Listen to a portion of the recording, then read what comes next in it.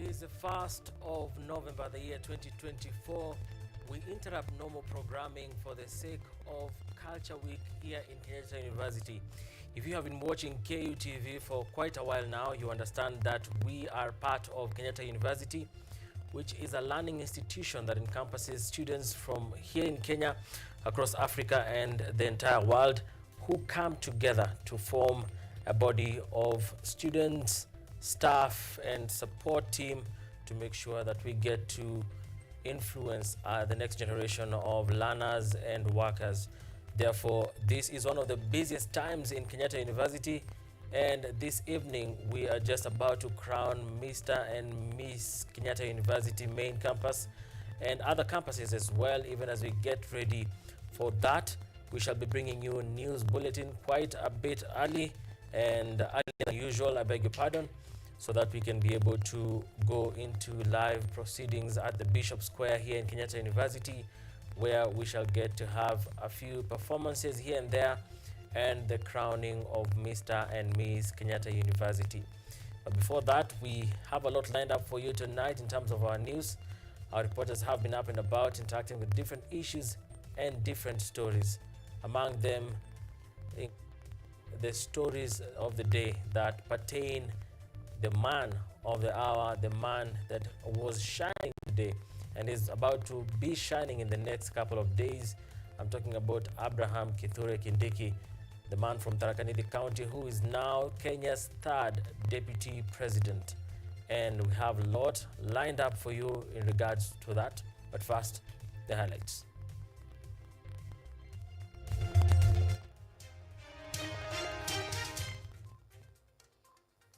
Professor Kithure Kindiki sworn in as the next deputy president at KICC and pledges loyalty to President Ruto.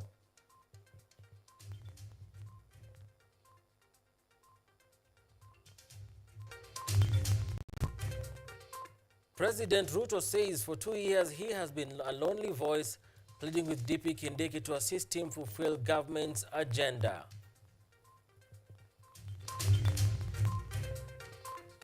President William Ruto calls on relevant authorities to arrest the escalating femicide cases in the country.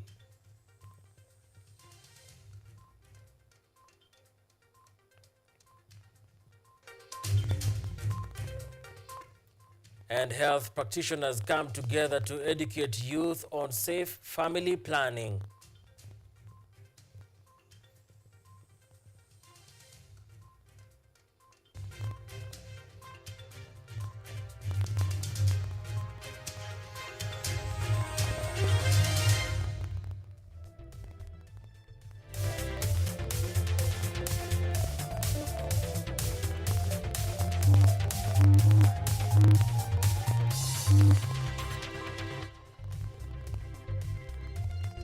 This is KUTV Primetime News with Mutegi K. Martin. And Lucy Kiaria is with us in the sign language interpretation tonight. Welcome to the broadcast. Now, with his official swearing in as the Deputy President of the Republic of Kenya, Professor Kithure Kindiki expressed his appreciation for the chance to serve alongside the President, pledging not to disappoint as he assumes his new role. Kindiki now takes over from impeached former Deputy President Rigathi Gachagua amidst an ongoing court case challenging Gachagua's impeachment. After a long wait, Professor Kithure Kindiki was finally sworn in today. This followed his nomination by President William Ruto after the impeachment of Rigathi Gachagua, who faced multiple allegations. Although the National Assembly approved Kindiki's nomination, the court initially suspended his swearing in, citing concerns over the procedure used to remove Gachagua. After various court proceedings, the court eventually lifted the conservatory orders, allowing Kindiki's swearing in to proceed.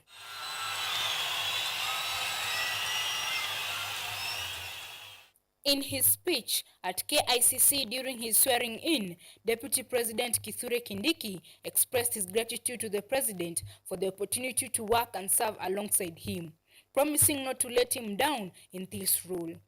He noted that for someone like him, it was hard to believe he will become the Deputy President of Kenya.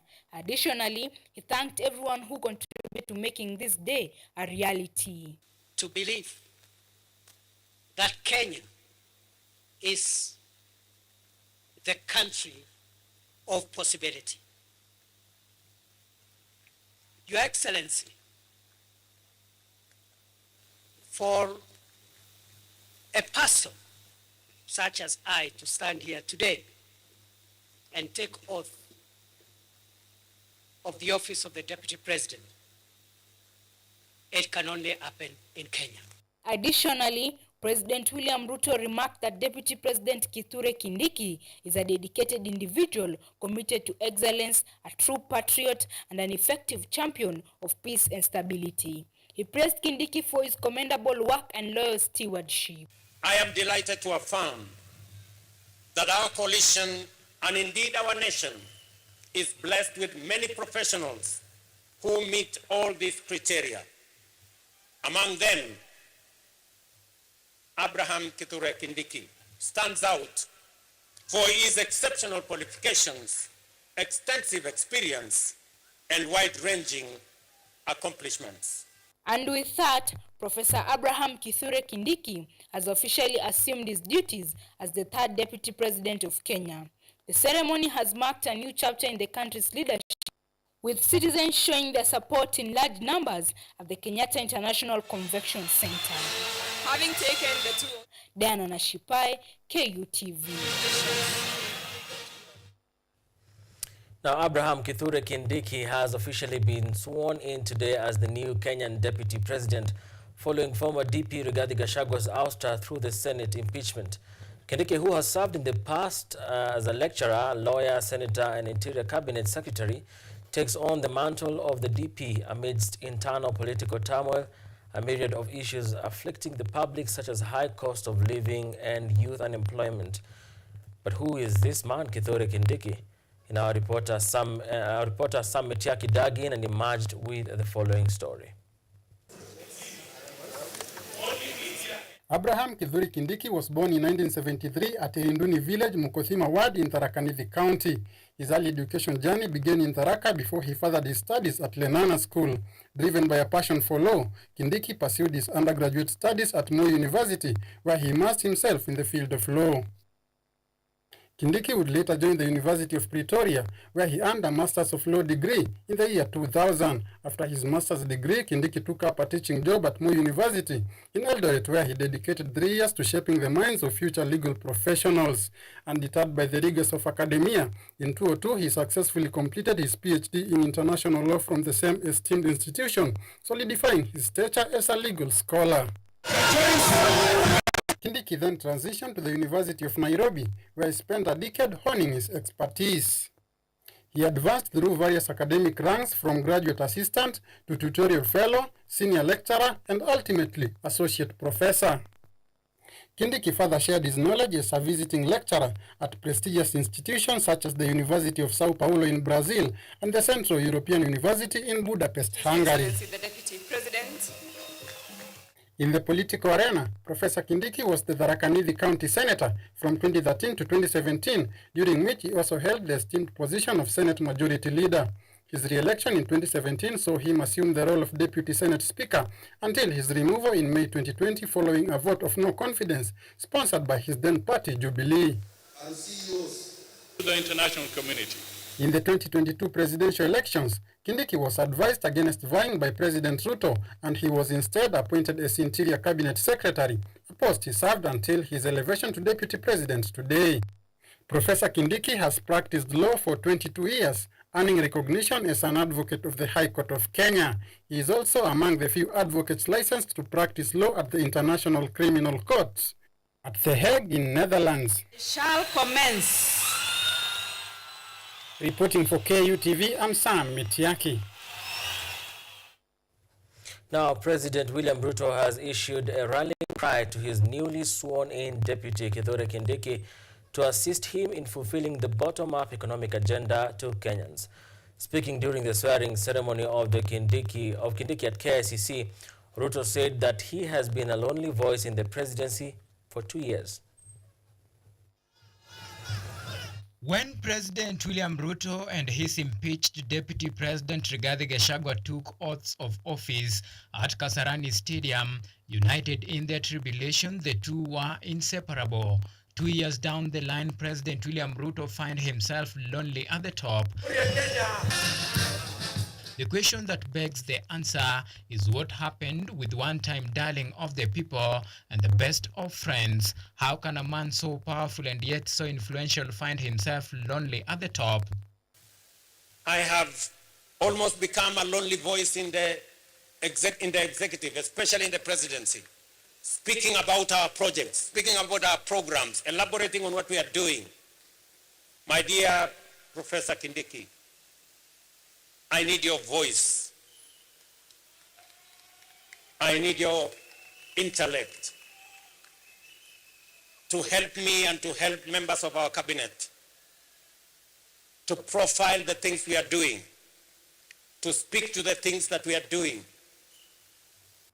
In a tell-it-all moment that appeared to be a direct attack aimed at his former deputy, Ruto issued a rallying cry to Kindiki to help him execute government key policies, exuding confidence that Kindiki will bring what he has missed over the past 2 years under the embattled former Deputy President Rigathi Gachagua. You are eloquent, my brother. You're intelligent, my brother. I am confident that you will do that which I have missed for the last 2 years. I know you will. In his speech moments after taking oath of office as Kenya's third deputy president, Kindiki vowed to take a different path from his predecessor. The former Interior Cabinet Secretary pledged loyalty to the appointing authority and provide the assistance needed to advance the country's development. I will serve under you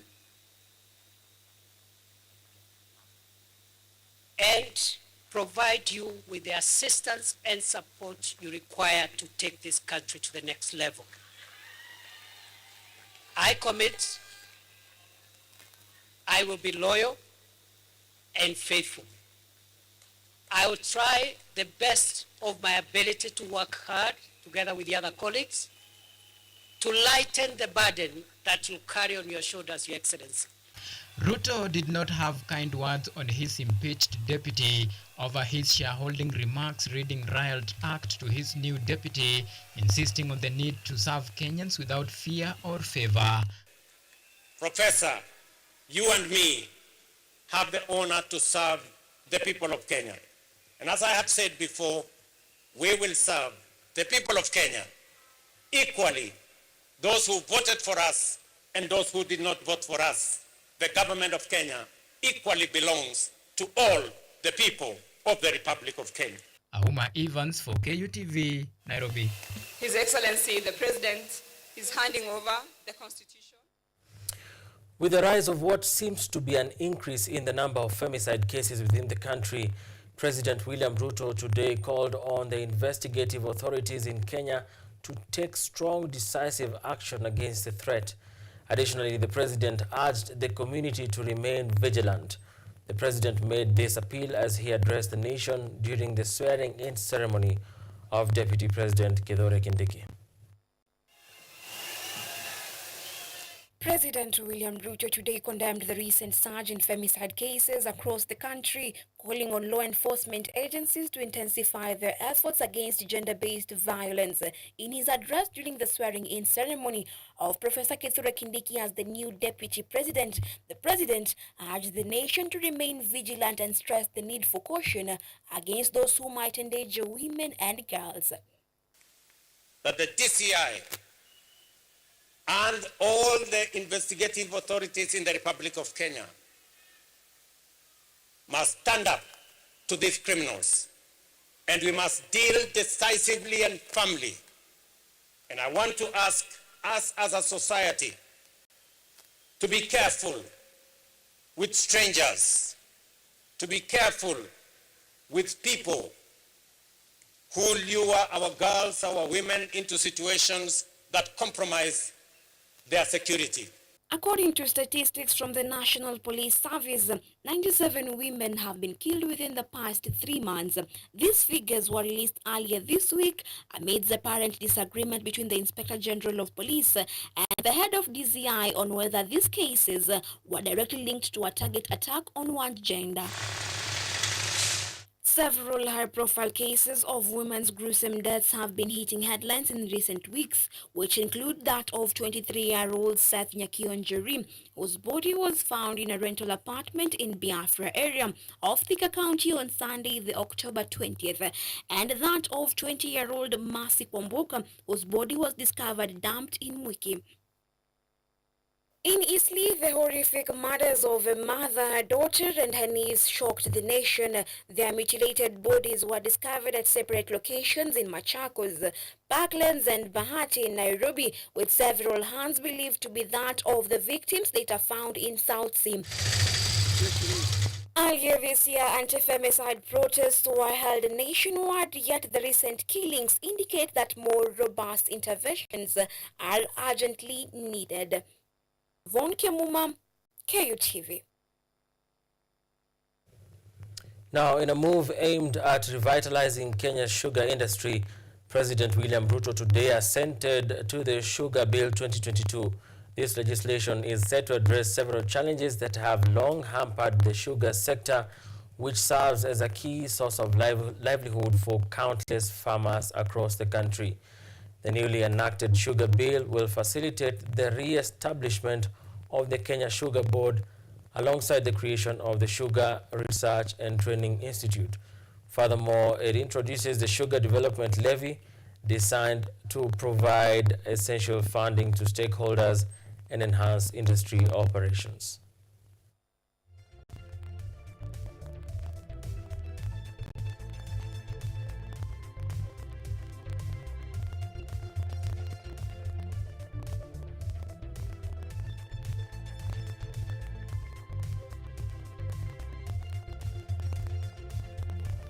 In case you're joining us right now, you might be wondering why I'm taking the first break at 9:03 p.m.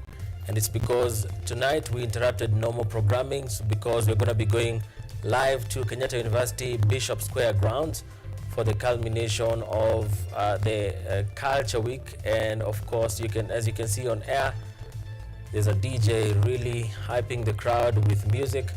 And of course, later tonight we shall be crowning Mr. and Miss Kenyatta University right here on the Kenyatta University grounds in Bishop Square. We'll take a short break. We'll be right back with more news just before we go to the Culture Week.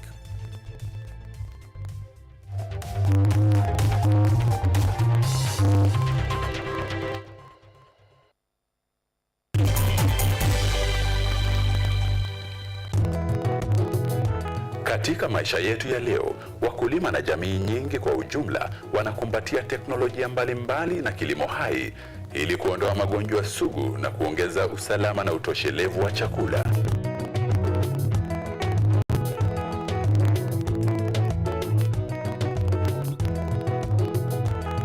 Mbolea asili imepunguza asidi kwenye udongo na kuongeza mavuno chungu nzima.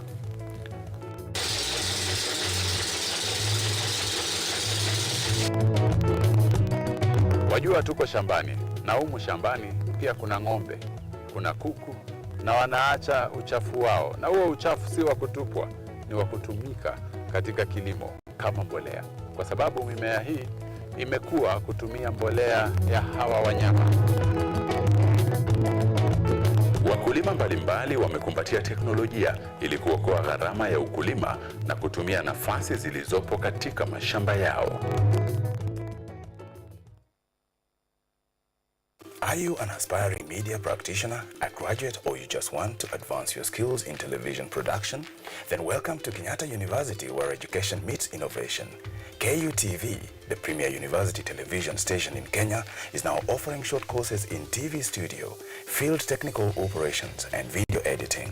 Through these courses, you will acquire hands-on skills on camera operations, media production, lighting techniques, audio-visual editing, and sound and visual control, and how to operate key equipment in modern TV control room. Enroll today at KUTV and discover your full potential in cutting-edge TV broadcasting. Graduates of these courses will receive professional certificates. For more information, visit our offices at KUTV Studios or call us on 020-870-4252 or 020-870-4255 or SMS us on 0739-110-544. KUTV, a new experience.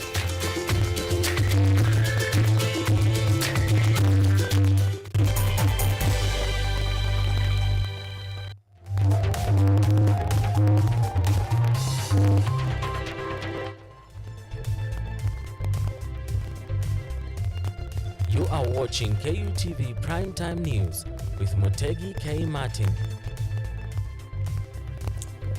Welcome back. Lucy, Kiari and I are back to inform you on what's happening in the country and beyond. And in Migori, rising teenage pregnancy rates have prompted health practitioners to advocate for increased use of family planning methods. In 2023, adolescent pregnancies made up 19% of all cases, while only 69% of women of productive age were using contraceptives. NGOs like AMREF and the Luala Community Alliance have contributed to increasing contraceptive use from 61% in 2021. However, stigma and myths about family planning persist, with ongoing concerns about health risks and infertility. Health practitioner Irene Oyuga underscores the safety of family planning and highlights ongoing education campaigns aimed at raising awareness among adolescents. I started working in this environment. I realized that there was increased number of adolescent pregnancies and school dropout. And also there were myths and misconceptions about family planning services. Most parents thought that these family planning services could endanger the lives of their young ones, and therefore in future they could not get pregnancy. So with the education to the community and also engaging the adolescents and the youths in services and in educating them, grouping them, they are able to realize that they can as well use these methods. They are methods that are safe and are scientifically proven, so they cannot interfere with their future reproductive health.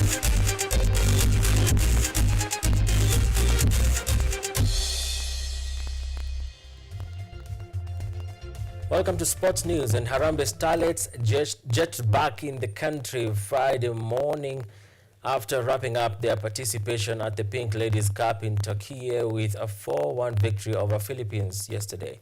It was Starlets' first win of the 4-team tournament, following previous losses to Russia, who thrashed them 4-0 on Saturday, as well as Chinese Taipei, who defeated them by a solitary goal. The tournament, which was their first piece of action since their defeat to Botswana in the Women's Africa Cup of Nations qualifiers on December 5th last year, serves to sharpen their Beldin or Dembas-led side and prepare them for upcoming matches later this year and early next year.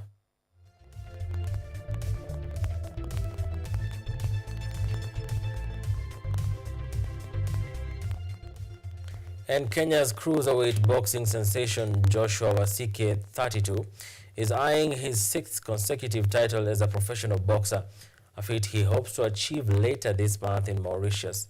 Wasike, who has spent 5 years in amateur boxing with the Hit Squad, has put together an impressive record of 5 victories, including 4 knockouts and 1 unanimous decision, underscoring his power and tenacity in the ring.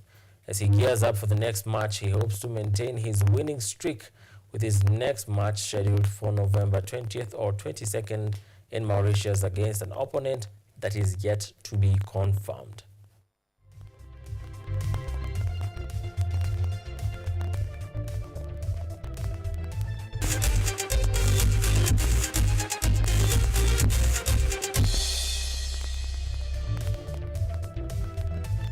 Thank you so much for joining us for a few minutes of information on what's happening in the country and beyond. And as I informed earlier, we interrupted normal programming to bring you news a little bit earlier than usual, so we can go to live proceedings at Bishop Square here in Kenyatta University, which you can see the pictures on air as students continue to enjoy themselves as they wait for the crowning of Mr. and Miss Kenyatta University 2024. And this Culture Week has been happening from the Saturday 26th of October with KU Family Fun Day, which is called Fun Sato and Sports. On Sunday 27th October we had Sunset Cinema. On Monday 28th October we had opening ceremony and KU Top Comic. Tuesday 29th October saw Let's Talk Culture and Drama Night happening. On Wednesday 30th October African Dances and Choral Calabash and Heritage Night. Then yesterday, Thursday 31st October, we had Urban Culture and Solo Night Contest. And on Friday, that is today, 1st November, we've had Reggae Edition, and now we have the fashion show going on, and we are just about to crown Mr. and Miss Kenyatta University. Remember that KU Culture Week happens every year in the month of October, and sometimes like this year stretching to the month of November. And of course, as we get to enjoy and exchange our cultures from different places that we come from, we appreciate Kenyatta University for always putting a great show as far as Culture Week is concerned. This Culture Week is not only an entertainment session for the university, but for Kenya and Africa and the whole world at large. Many are watching, and that's why we have to take you live to the proceedings at Bishop Square in just a bit, so you can be able to get the whole experience as we get ready to crown the Mr. and Miss Kenyatta University. That's why we leave you for now. Of course, we go on to that particular programming that I have mentioned, and stay tuned to KUTV, a new experience where we learn, we have fun, and we get to know what is happening within us and beyond our borders. Lucy Kiari is with us in the sign language interpretation, signing out as well, and my name is Mutegi K. Martin. Good night.